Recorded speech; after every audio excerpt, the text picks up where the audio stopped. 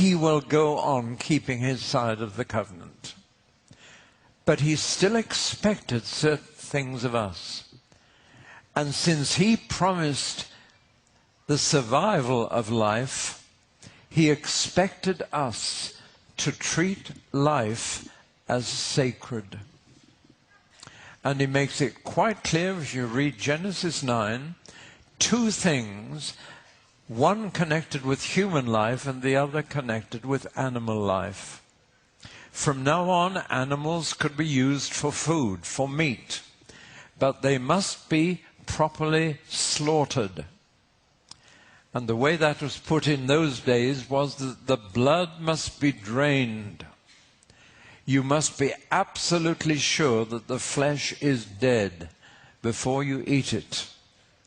And so the blood was drained so that nobody was tempted to eat live flesh. That would be to lose respect for animal life.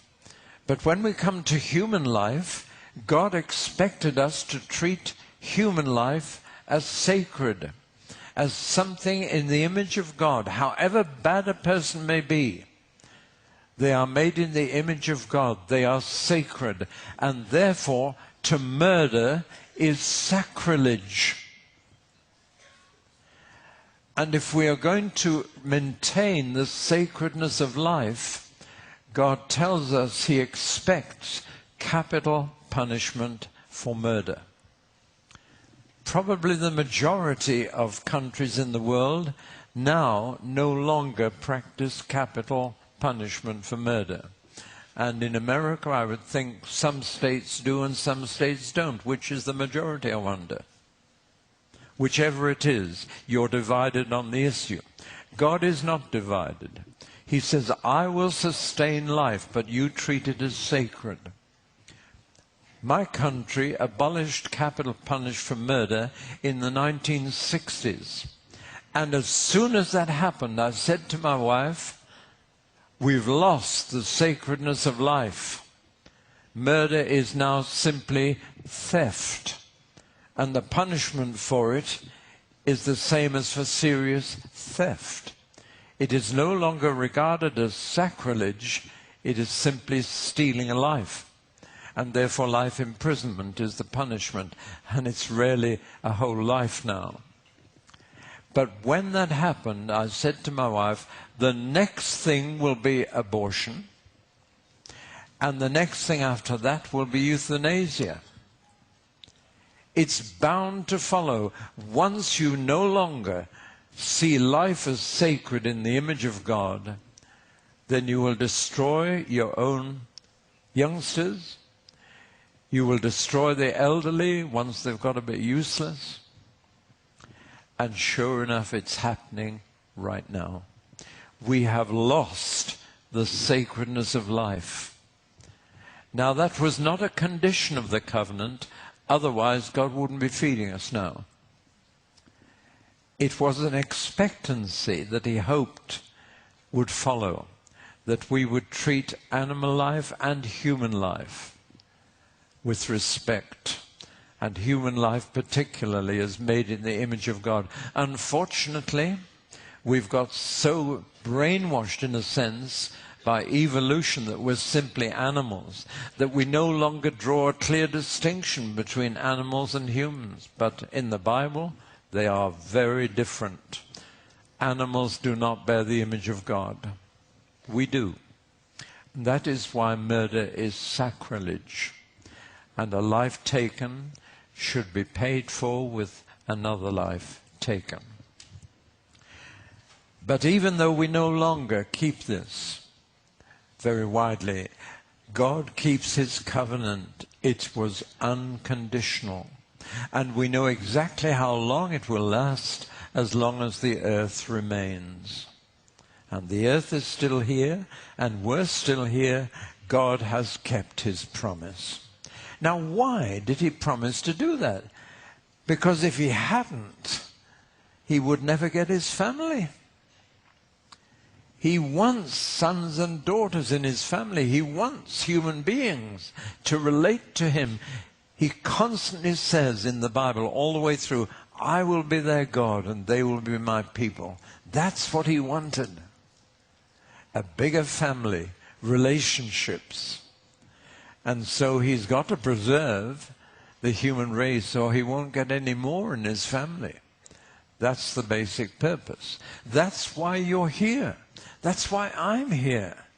I'm not here to enjoy myself or, what is the wording? Right to happiness and all the rest of it. That may be true in the American Constitution, but that's not why God put you here. He put you here to find him and be his family. And until you find that, you'll not find the purpose of life, because there isn't another purpose. Right, that's dealt with the Noahic covenant. Now I've caught up with where we left off earlier this morning.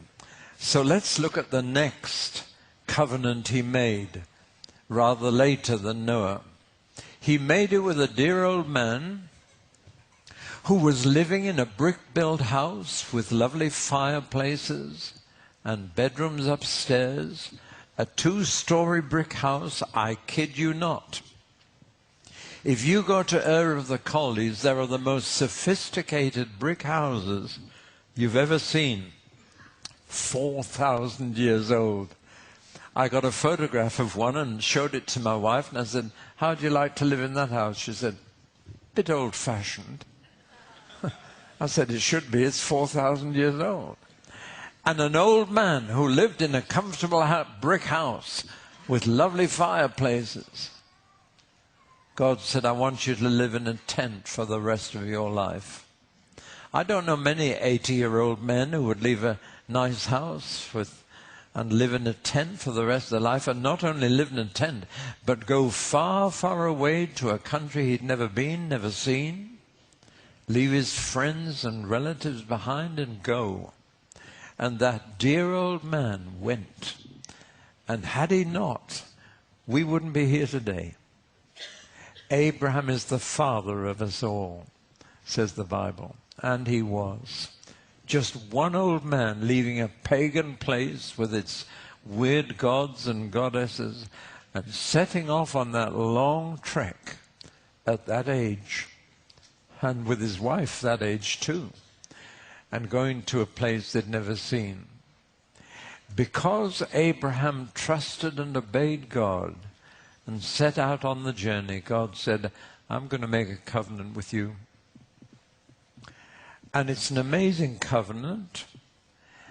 It was a covenant of selection, not survival, but selection this time.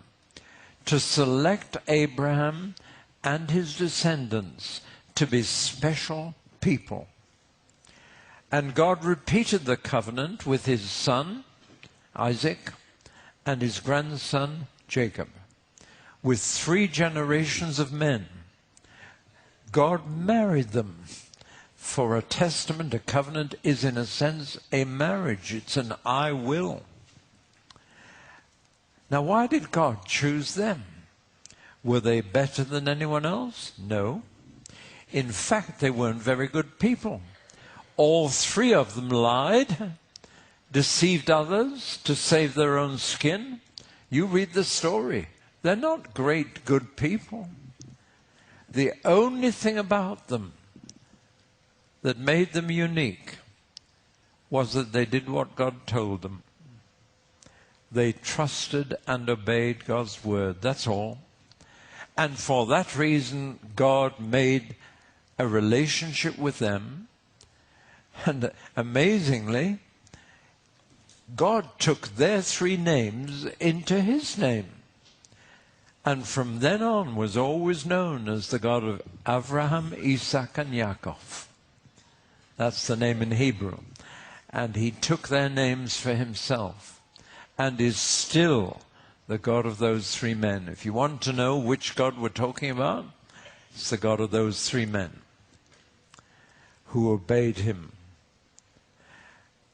and became his heirs. And he said, "I'm leaving you a land in the middle of the world that's yours forever." And the interesting thing is, though Abraham